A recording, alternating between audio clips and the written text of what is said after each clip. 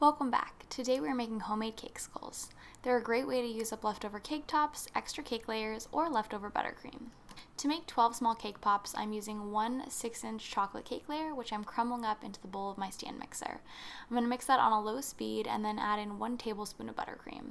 This is a pretty thin cake layer, so I really didn't need a lot of frosting, but you can add a little bit more as you go until the texture is just right. You're looking for a texture that's similar to Play-Doh, but you don't want it to be greasy. The best way to check this is just to feel it with your fingers like this and do a little texture check. So that looks like it was ready to go, so I covered it and set it aside. And then I slowly melted 2 cups of candy melts here. You can use candy melts or any type of good quality chocolate, whether it's milk, dark, or white. The key is just to slowly melt it so that it doesn't overheat. Then you want to use a small paintbrush to paint an even coat of chocolate inside your silicone mold.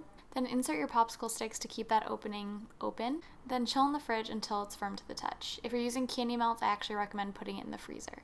This usually takes me about 3 minutes. I then painted on another layer, making sure I added a lot around the sides so that my cakesicles are easy to remove from the mold. After inserting the popsicle sticks and chilling them again, I filled them with our cake mixture, filling them about 1/8 of an inch from the top of the mold.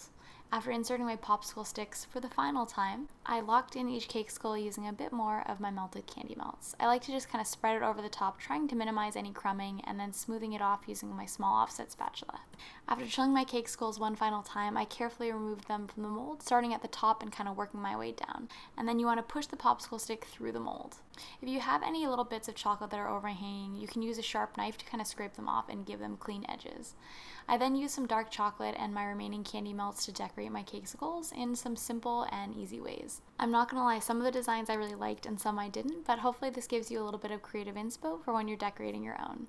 Another tip is that some pretty sprinkles or some edible gold paint can really go a long ways when you're decorating these. If you're making your cakesicles in advance, they can last up to 3 days at room temperature, 1 week in the fridge, or up to a month in the freezer. Just be sure to transfer them to your fridge before you bring them to room temperature to avoid cracking if you do freeze them. Thank you guys so much for watching this video. I hope you enjoyed it and found it helpful, and hopefully I'll see you guys again soon.